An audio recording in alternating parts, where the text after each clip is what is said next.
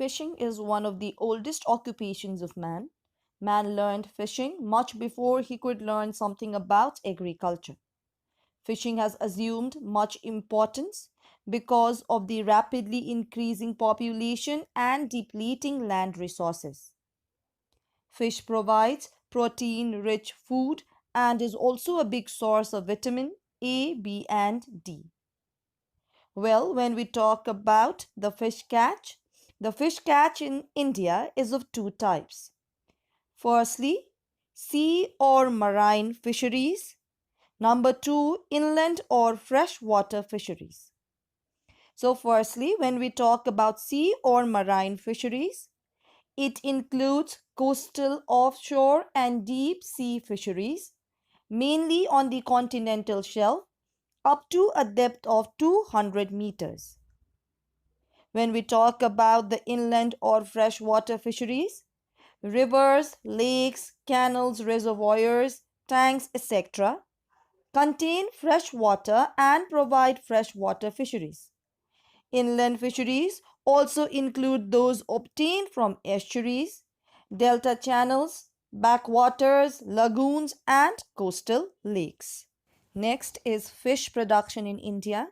India produces about 3% of world's fish and occupies 7th place among the fish producing nations of the world. Fishing provides employment over 1 million people and account for about 1% of the total agricultural production in India. Next, marine fisheries. India has a coastline of over 7,517 kilometer and its continental shelf spreads over 3,11,680 square kilometer. This entire area is suitable for marine fisheries. It is estimated that about 75% of the marine fish landings are on the west coast and only 25% is contributed by east coast. There is a vast scope of increasing the marine fish in India. Kerala, Maharashtra, Tamil Nadu, Karnataka, Andhra Pradesh, Odisha, West Bengal and Gujarat are the main producers of marine fish. India's offshore and deep sea fish catch is very poor, considering the marine potential of 20 to 25 million tons. Following are the main reasons for this sad state of affair. Firstly, India has tropical climate in which fish cannot be preserved for a long time. Heavy expenditure on refrigeration and deep freezing increases the market price of the fish.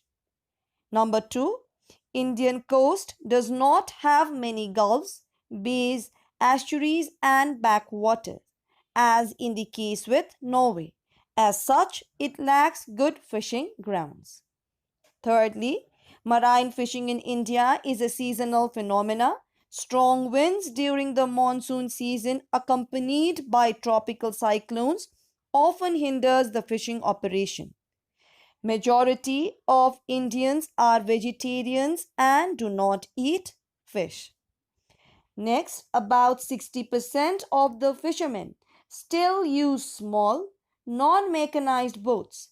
They normally do not venture beyond 10 kilometers from the coast and in water more than 18 meters deep. They have to come back to the coast at night.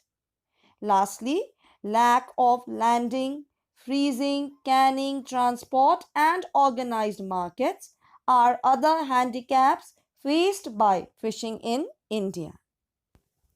Next, freshwater or inland fisheries. India's inland fishery resources are one of the richest in the world. Rivers, irrigation, canals, reservoirs, lakes, tanks, delta channel, backwaters, lagoon, estuaries, etc. provide the foundation for inland fisheries. Now moving on to the distribution. Firstly, Kerala. Kerala is the largest fish producing state of India and accounts for about 22% of the total fish production of the country. Kerala has about 85% of India's total processing facilities. such as freezing, ice making, cold storage, canning, etc., and processes the largest amount of fish in the country. Old sardines, prawns, horse mackerel, soles, lactarius, and shark are the important marine fisheries. Inland fisheries include prawn, barbus, calarius, mallet, and morels. Tiruvananthapuram, Calicut, Kochi, Kollam, Kannur, etc. are the leading centers of fish production. Next, Tamil Nadu. Tamil Nadu produces about 21% of India's fish and is the second largest producer of fish after Kerala. Mackerel, ribbonfish, catfish, and soles are the main varieties of marine fish caught here. Chennai is the largest center. Other important centers are Tuticorin, Ennore, Cuddalore, Mandapam, and Nagpattinam. Next, Maharashtra. Maharashtra accounts for 12% of the total fish catch of India and occupies third position among the fish producing states of the country. Mumbai Dutch, white prompet, black prompet, jewfish, Indian salmon, tunis, grey mullet, mackerel, eel, and shark are the chief varieties of marine fish here. Mumbai, Kolaba, Ratnagiri, Alibag, and Bassein are the leading centers of fish production.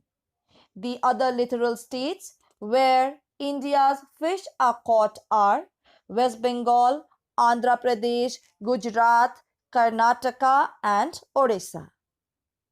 Now, let us talk about fishing in Japan. Japan is the leading fish nation of the world. Following factors have contributed to the leading position of Japan. Firstly, Japan is a country of islands whose coast is dotted with about 4,000 villages of fishermen.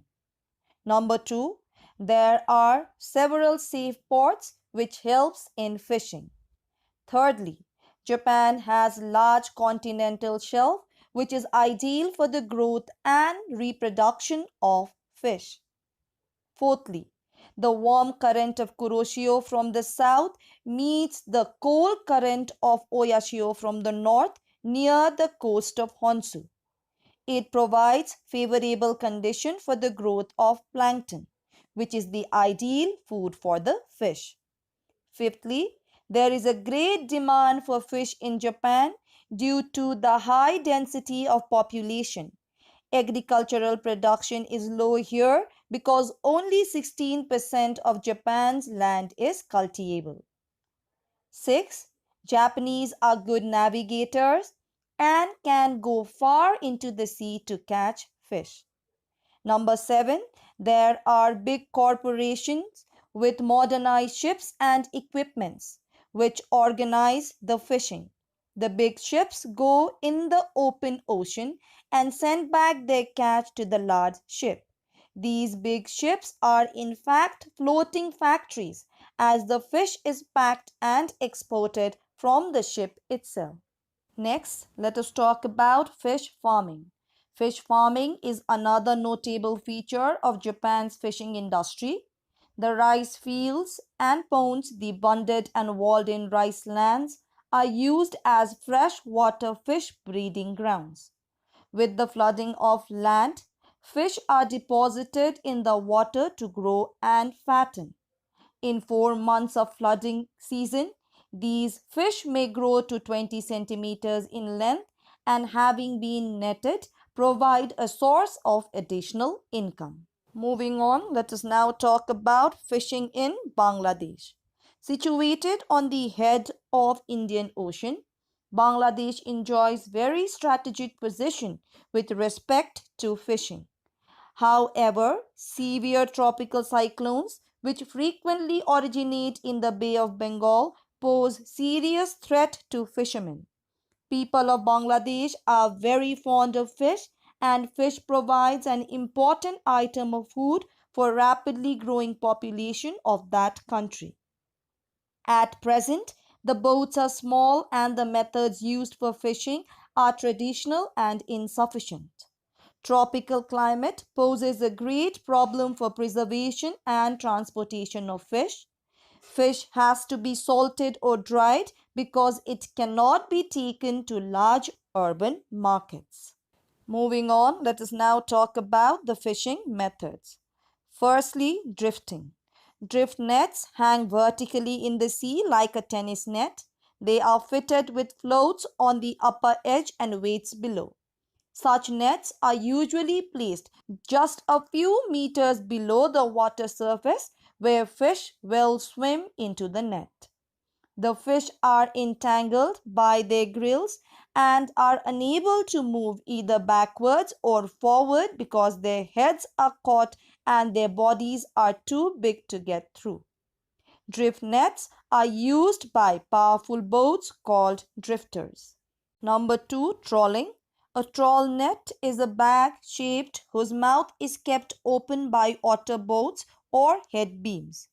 Its mouth has floats at the top and weights at the bottom, and the net is made stronger at the cord end in which fish are caught. The net is dragged along the sea bottom by a trawler. When the skipper is satisfied that a sufficient amount of fish has been trapped inside the net, the vessel stops and the net is hauled in. Trawling requires much labor. Trawlers remain away from the fishing port in the open sea for weeks together and have a very short stay at home. Factory trawlers are equipped with refrigeration plants and canning facilities. Number 3, seining. Seine nets such as the howl seine and purse seine have intermediate features between drift and trawl nets. The howl seine is like a drift net kept floating vertically in sea. After surrounding a shoal of fish, the net is dragged to the shore at both ends. The fish trapped in the net are gathered immediately. The purse seine is more like a trawl net. It has a narrow conical end and wings of netting rather than otter boats.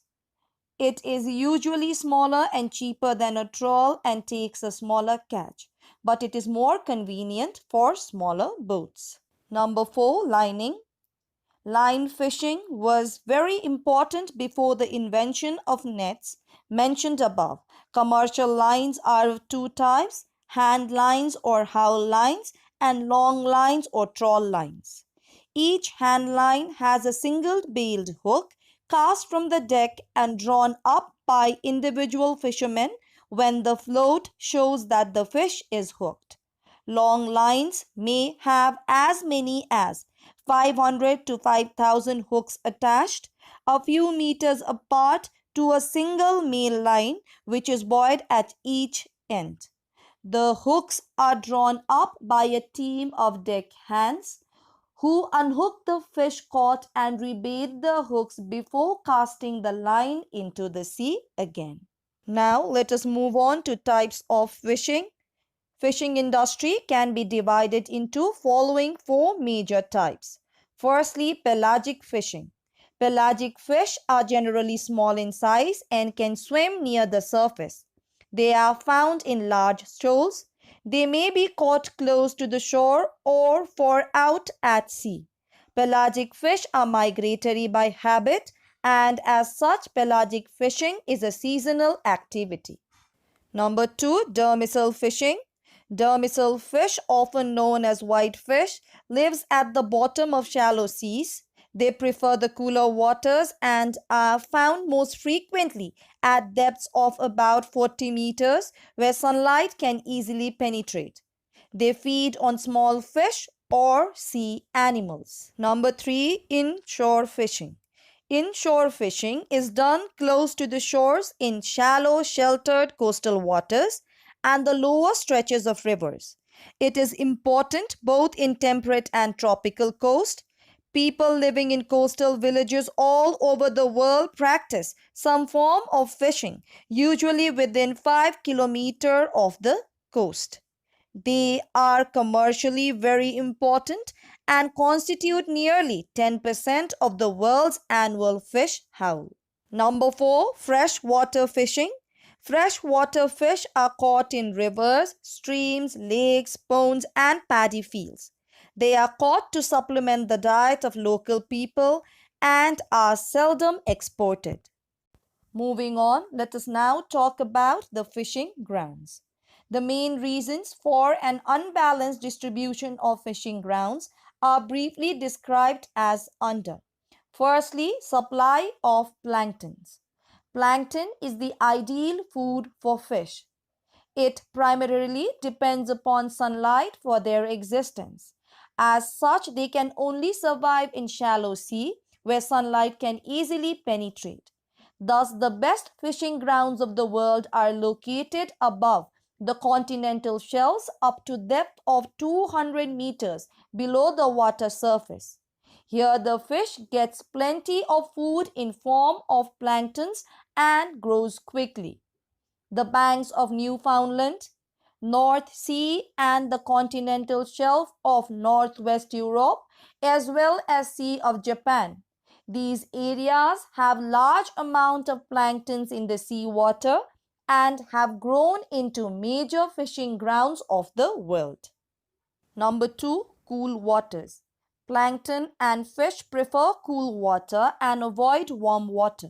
They flourish well in water with temperature below 20 degrees Celsius. This is the reason why most of the fishing grounds of the world are found in temperate latitudes. On the contrary, tropics are poor in plankton and lack in fishing grounds. Number 3, warm and cold currents.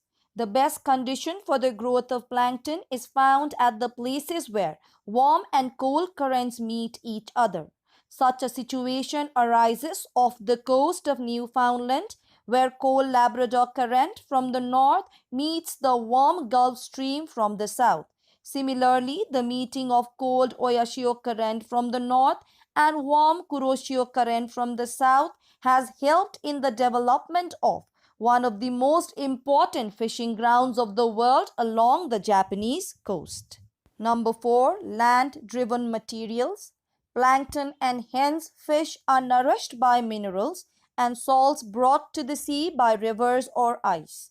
They are therefore most plentiful along the coast near the mouths of the rivers where such materials are found in abundance. Number 5, nature of coast. Indented coast is more suitable for fishing ground than a straight coast. The indented coast, with sheltered inlets and estuaries, make ideal sites for fishing ports and villages. Number 6, storage of food grains. In some countries, rough terrain, infertile soil, and short growing season restrict agricultural activities, and there is perpetual shortage of food grains. People of such countries take to the sea to solve their food problems and enrich their food. Number 7, temperate forest. Temperate forests widely grow in the northern hemisphere. These forests provide both hardwoods and softwoods for constructing fishing boats, barrels and casks, and pitch for waterproofing. Number 8, labor. Fishing has been a labor-intensive industry right from the beginning. Although modern technology has provided efficient means of fishing, still labor plays an important role in the development and growth of fishing grounds. Number 9, market. Market is the most essential factor for any commodity to grow, including fishing.